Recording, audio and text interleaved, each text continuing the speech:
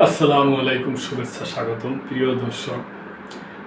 আমাদের বিএনপির মহাসচিব মির্জা ফখরুল ইসলাম আলমগীর সাহেব উনি আজকে একটা টি-20 টুর্নামেন্টের খেলায়, ফাইনাল খেলা আর কি, কোরআনপুর এই খেলায় যে উনি যে ছাত্র জনতার যে 5ই আগস্ট যে একটা অভ্যুত্থান হইয়া দেশে যে একটা গণতান্ত্রিক অবস্থা একটা শুরুই ফিরে আইছে, ওই ব্যাপারে প্রশংসা স্বরূপ কিছু বক্তব্য নিয়ে দিয়েছেন।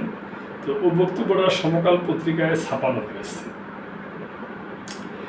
গণতান্ত্রিক পরিবেশ তৈরির সুযোগ করে দেওয়ার জন্য ছাত্র জনতার প্রতি কৃতজ্ঞ মির্জা ফখরুল। বিএনপির মহাসচিব মির্জা ফখরুল ইসলাম আলমগীর বলছেন, স্বৈরশাসকের বিরুদ্ধে ছাত্র জনতার গণ অভ্যুত্থানে অনেক প্রাণ গেছে।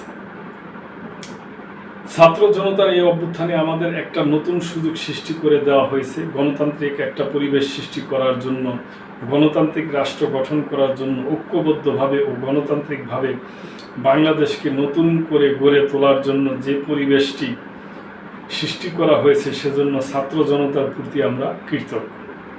খুবই ভালো কথা প্রিয় দর্শক। শুক্রবার বিকেলে শহরের শহীদ মোহাম্মদ আলী স্টেডিয়ামে মির্জা রুহুল আমিন স্মৃতি টি-20 ক্রিকেট টুর্নামেন্টের ফাইনাল খেলা ও সমাপনী অনুষ্ঠানে এসব কথা বলেন তিনি। মির্জা ফখরুল বলেন, গত 15 বছরে প্রতিটি প্রতিষ্ঠানকে ধ্বংস করে দেওয়া হয়েছে।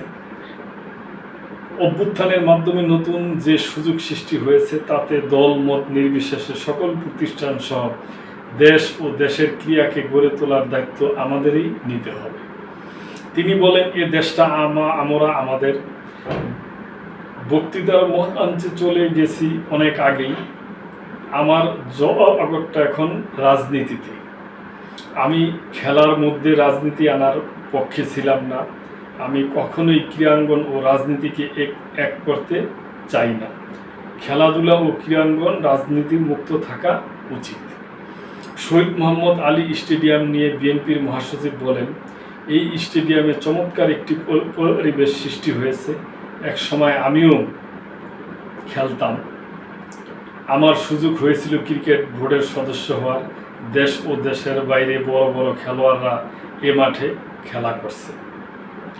স্টেডিয়ামে জোনাল ও জাতীয় দলের খেলার আয়োজন করতে হবে। এতে ক্রিকেটের মান ও খেলার মান বাড়বে। অনুষ্ঠিত টি-20 টুর্নামেন্ট অংশগ্রহণ করে 16টি দল ফাইনালে দিনাজপুর ডোমিনেটরকে 6 উইকেটে হারিয়ে চ্যাম্পিয়ন হয় পাবনা ক্রিকেটার্স।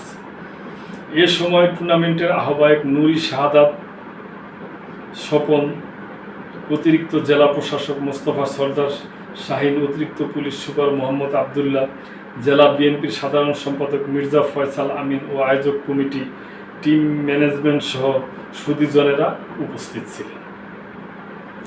তো দর্শক, মির্জা ফখরুল ইসলাম আলমগীর সাহেব এই ফাইনাল খেলায়, এই টুর্নামেন্টে ফাইনাল খেলায় যে এই কথাগুলো বলছেন, এই বক্তব্য দিয়েছেন। তবে আমরা মনে করি এই বক্তব্য যুক্তিযুক্ত। ওনারা দেশের বৃহত্তম রাজনৈতিক দল এবং হয়তো সামনে ইলেকশন হইলে জনগণ চাইলে ওনারাই হয়তো দেশের শাসনের দায়িত্বে থাকবে। এ ব্যাপারে উনি ভালো বক্তব্য দিয়েছে। প্রিয় দর্শক, আপনাদের যদি কিছু বলার থাকে কমেন্ট করবেন। লাইক, কমেন্ট, শেয়ার করে সাবস্ক্রাইব করে চ্যানেলটির পাশেই থাকবেন। আল্লাহ হাফেজ।